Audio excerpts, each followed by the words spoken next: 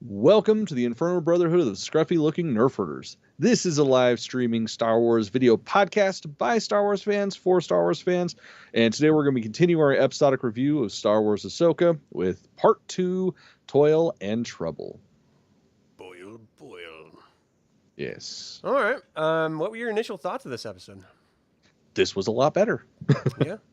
I mean, I still don't like Sabine, but I didn't like Sabine in the Rebels anyway, so that was nothing new. But this was okay. Yeah, my initial thoughts were I really enjoyed watching it. Mm-hmm. And it doesn't have as many holes in it as the first episode did. Mm-hmm. And so that was nice. But like the more distance I have from it, the less memorable it actually is. Yeah, I remember a lot more when I was watching or rewatching, I guess I should say, the first episode. I as I'm watching, I'm like, oh yeah, no, I remember this, I remember that, blah blah blah. This episode, I remember them fighting at the shipyard. Yeah, which was a whole pointless thing. Okay, so let's get into this. All right, so this was written by Steph Green. It was directed by Dave Filoni. So maybe that's why the logic was there a little bit, because Steph clearly is a better story writer than Dave That's is. what I'm going to assume. Also premiered on August 22nd. And really, it comes down to us realizing that Sabine Wren survived where Qui-Gon Jinn died. Yeah. She can take a lightsaber to the gut. She's tougher than a Jedi Master. Yep, can confirm. I don't like that. There's logic somehow there. I really, really, really don't like that. Well, especially with Qui-Gon Jinn, like literally being one of the most powerful fucking Jedi ever, like who trained Yoda, the second most powerful Jedi that's ever existed. And it's something that we shouldn't bitch about because it's so far removed, blah, blah, blah. But God, that's so egregious. Like, I can't get over how fucking stupid that is. Yeah. I do like Chris's comment here. He's like, she's already fought with a dark saber. She's amazing fighting skills with her Mandalorian heritage. Does she really need to be a Jedi too? No, she does not. No, and she can't be. Like, and that's I do love that about this episode where the droid, oh God, what's his name? Yeah, Yan? Oh yeah, that's what we'll say. That sounds about right. Hulu. Yeah, Hulu. It was Hulu Hulu. John.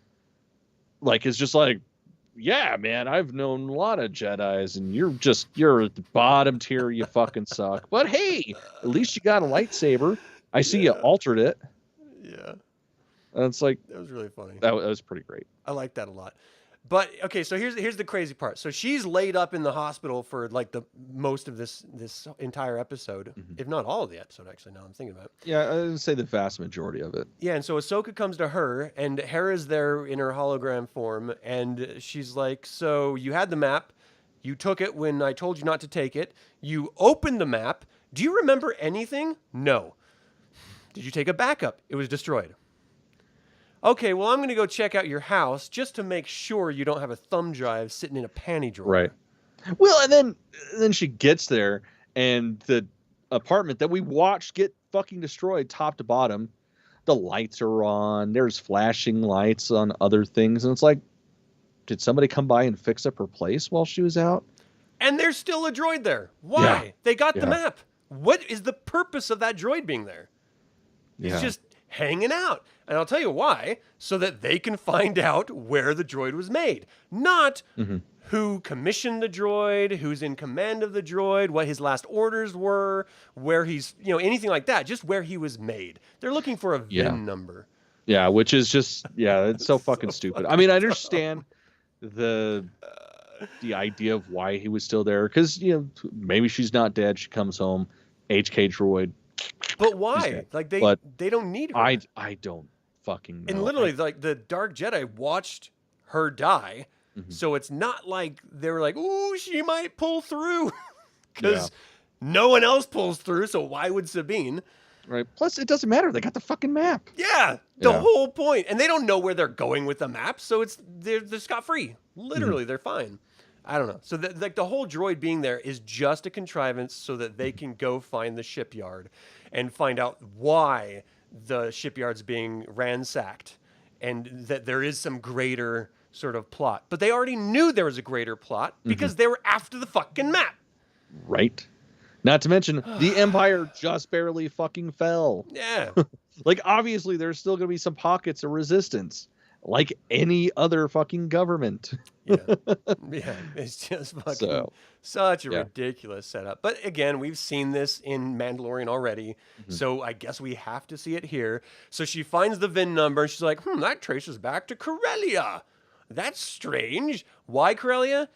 Han Solo. The only reason to ever even mention Corellia in Star Wars is Han Solo. Because no one else knows it otherwise. Yeah.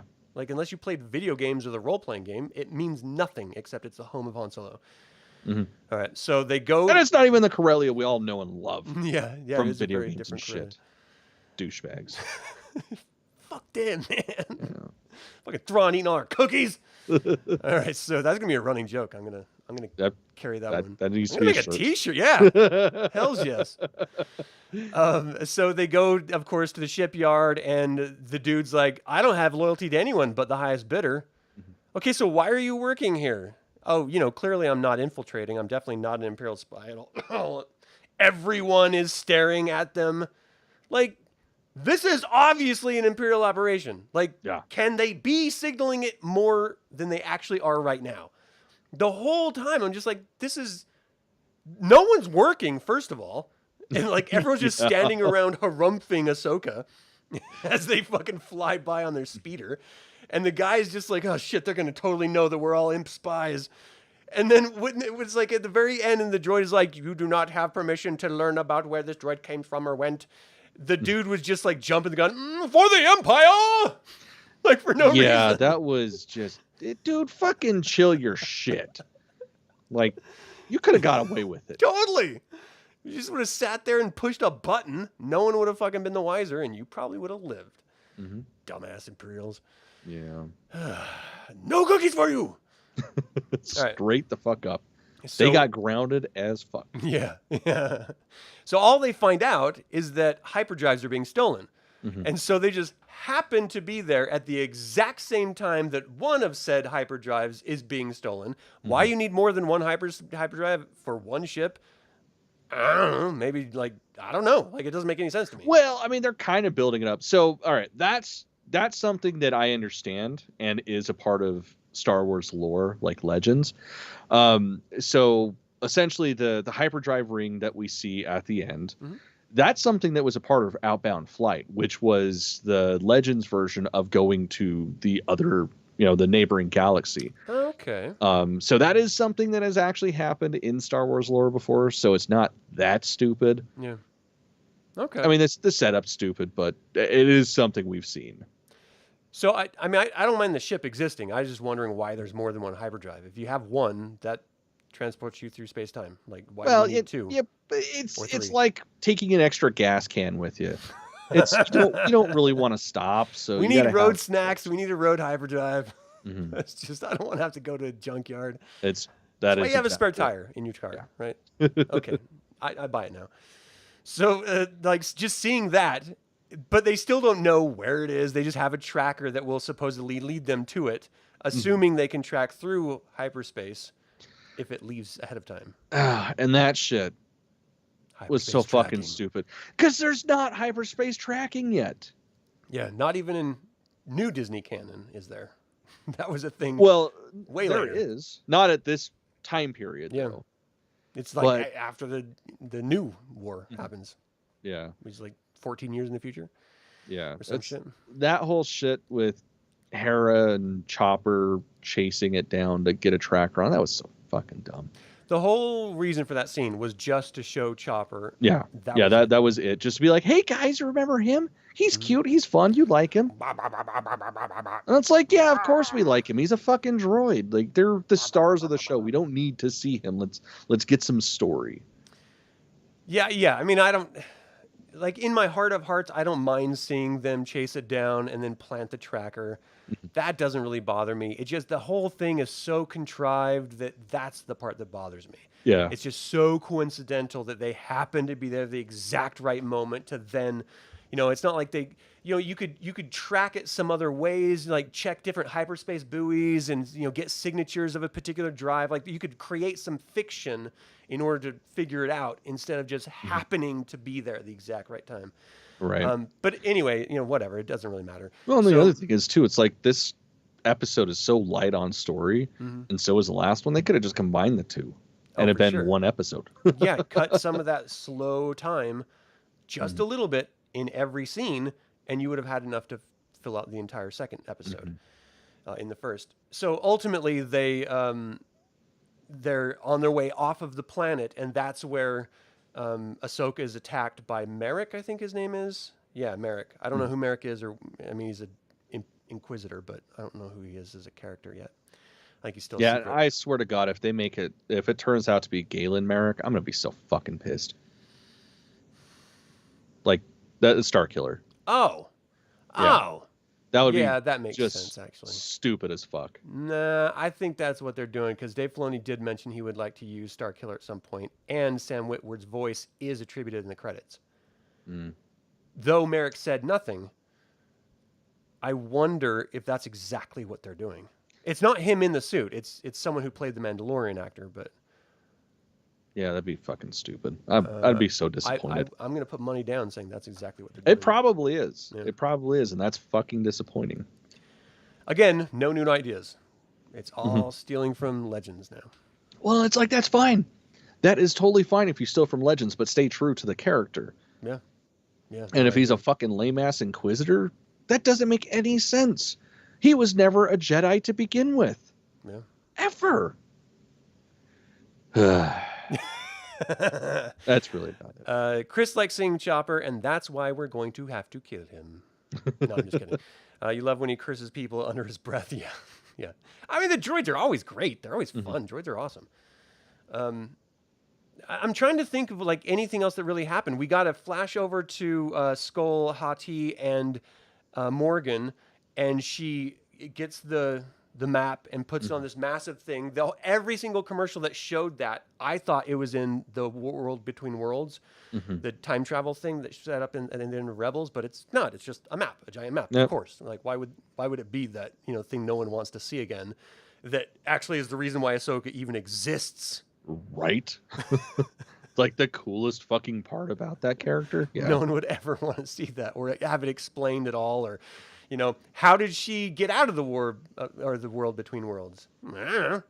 Is there some open gate that the Emperor didn't see? There's like a storm door that's like just battering against a frame that she walked through? I'm pretty sure that's what it was. Like the one episode where what the fuck is his name? The stupid kid Ezra goes into it and sees Palpatine.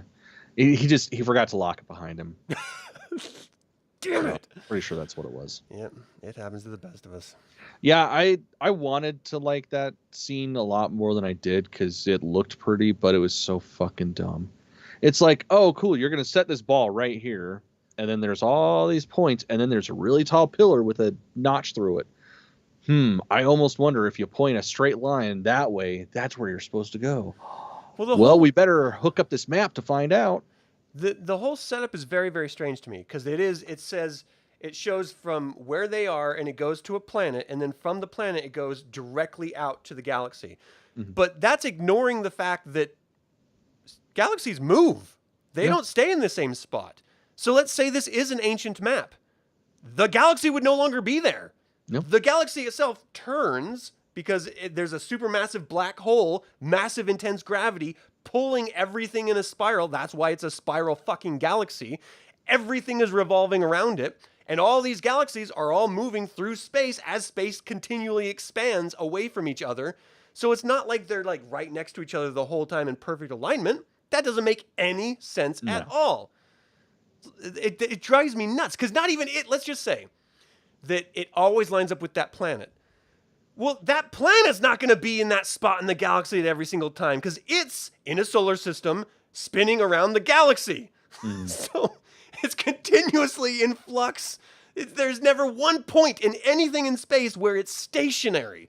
That's the whole premise of fucking physics. Something set into motion stays in motion unless you're a sequel trilogy and it's a weapon, because then they just fall short. Yeah, that is true. Because they don't continually go in motion. They break physics. Yep, Fuck. they go. And I get, like, they don't need to have, astrophysics realistic in this show. Yeah, they do. Yeah, they do. But at least lean into it a little. Like, just the whole straight line thing is so stupid. Well, that's even something that is a no-no in hyperspace lore. Like, that's why there's hyperspace lanes. Yeah, because you have to remap and plot them. Yeah, because there's stars, there's gravity wells, there's planets. Like, there's no such thing as being able to travel safely for a long distance in a straight line. Yeah. Yeah. It's fucking... Yes, you have to jump to here, and then you jump to here, and then you jump to there to get to the point where you're trying to get to. You can't do a straight line. So why, between galaxies, would you be able to do that? Yeah. It's fucking stupid, and it just ignores all logic. Again, logical fallacies. So nope, we're right back to episode 1. Star Wars physics consultant is your grandma. She's been dead for many years. All right. Someone needs to write a letter to her. Yeah, we need it. We need to have it words with your grandma. And that's really the episode, is that... Well, no, Adam, there's the special ending where they rehash the ending of Rebels. That's true. That was so fucking pointless. I was actually going to add in the line between Skull and Hattie where he's like, it's a new start, a new galaxy, and unbelievable power. Yeah. Like, wait, what? What power? Yeah, you guys are fucking mercenaries. Like, you're not going to get shit. Yeah, you know nothing about this place. So how would you ever assume that there's something of value there? You don't know. You have no idea. And then let's just say for shits and giggles that Thrawn is reaching out to Elspeth, and he's, I don't know, using a radio satellite to hit right into her ear in a straight line. How? Doesn't matter. Don't think about it. Is it him? Doesn't matter. Don't think about it. If it's not him, Who could it possibly be? Doesn't matter. Don't think about it. Just go along with the bullshit setup, because we don't want you to think. We just want you to see flashy lightsabers and be happy with it. And that's really what happened to me the first time I watched it. And then I started thinking, I was like, no, that's just bullshit. I'm starting to think that's probably going to be this season in a nutshell. It's really good if you don't think about it. They need to just have Andor be the rest of it. Just no one do anything else. Just stop. Only do that. Yeah. Or just, don't even do that. Just stop. Like, true. It's fine. We already have a bountiful abundance of Star Wars shit. Some of it good, some of it not so good. Yeah. But just maybe quit beating the dead horse. Yeah. I am honestly starting to feel like I'm just growing, like it's just not for me anymore. Like I'm just not the audience. It's not trying to cater to like fans, old school fans. So why am I hurting myself continually? I'm not going to lie, man. Depending on how this season ends, I might not renew my Disney Plus account. Yeah. Because this is all I use it for at this point. I don't even fucking watch anything else on it. I don't either. Yeah. And it's like, why? I don't like it. Why even bother? So did you have a favorite moment of this episode? Before we started talking about it, the fight was pretty cool. It was stupid and unnecessary. Yeah. But that was totally unnecessary. Yeah. So it's of course it's flashy lightsabers. That's I'm a child, so of course that's awesome. But yeah, and this is what drives me crazy. The only things that are destroyed are robots, droids. Mm-hmm. No person ever gets hurt, and when they do get hurt, they just reheal. Yeah. So there's no reason any of this is actually happening. It's just to show us Rosario Dawson, who is great, swinging a lightsaber, which is fun. Yeah. And that's it. And it's frustrating for me because I expect story. I expect logic. Right. And I'm not getting any of that. And I hate it so much. So my favorite moment was that lightsaber fight as well. My least favorite moment is, again, I came into this episode thinking it didn't have those logical fallacies, but yeah, it still does. Like drastic ones that I just can't not see. Yeah, that's my least favorite moment too, because it's not like I can pinpoint one specific thing that was like, that's fucking stupid. I mean, Eye of Sion, don't use old fucking Sith names for things, because you're basically just cock teasing us. But I don't even know. The logic, it's bad. What is that, Sion? Darth Sion, he's from the Old Republic. Oh, okay. He was like a Sith that was so fucking powerful that the only way he could die would be to will himself to death. Like, he was basically like a fucking Force zombie. Oh, wow. Yeah. Well, that's cool. I like the Old Republic stuff. Yeah, it's great. They need to leave it the fuck alone. For real. They're going back to it. Mangold's going back to it. I hope not. He did a great job with Indiana Jones, which they just got fucked over. I enjoyed the film. I really did. But, like, you shit the bed 5 times in a row, maybe stop shitting the bed. Yeah, maybe just, get that colostomy bag already. All right. What are your hopes for this next episode 3? Because all of this was preface. Yeah, I hope I don't hate it. Yeah. That's really, at this point, my only hope is that it's not complete shit. Yeah, me too. I want Ahsoka to be the Ahsoka that we know, the one that shows emotion and smiles and, can have fun. I don't want Sabine to be a Jedi who learns the Force and becomes this powerful Jedi person, because why? There's no fucking reason for that. It's so dumb. And then I don't want the bad guys to just have no real purpose and just be cut down, and then we don't learn anything about them, and then it's done. Yeah, which that's probably what's going to happen. Yeah. Damn it. Yeah. And how do they not know about the Dathomir witches? How does no one know about Dathomir witches? It's a thing. Like, people know about it. Especially if you're a Jedi. Well, it's like, I'm trying to think. So this is...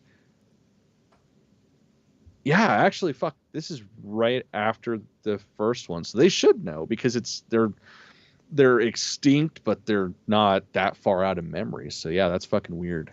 I mean, they're as extinct as the Mandalorians. It was the Emperor took care of the Dathomir witches, and then it was Dooku who did it, and then it was Mandalore. Yeah, like it was like a couple years apart, but it's the same thing. And the Jedi would have known. And Skull is a former Jedi. Hattie's not. I don't know what the hell she was, but she must just be like a new apprentice or something. But yeah, he probably just found her and was like, "Hey, you know stuff. I'm going to teach you stuff. You want to hang out? I dig your haircut." She's like, "Okay, I'll kill for you."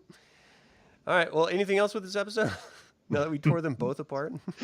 No, I think we got it. It really does. Because I really did enjoy it after I watched it. Oh. I did too. That's the thing. Like, this episode, I really liked it when I was watching it, but now it's like, I shouldn't talk about it. I shouldn't talk about it. What we have to stop doing this show in order to enjoy it. No, never. All right, well, thank you all so much for tuning in, both live and in chat or after the fact. We invite you to subscribe to this channel and click that stupid bell, get notified about our next video. Again, we have a store for all of your Scruffy Looking Nerf Herder apparel needs. The link is in the description below. So until the Infernal Brotherhood convenes again, my fellow Scruffy Looking Nerf Herders, may the Force be with you. Long days and pleasant nights.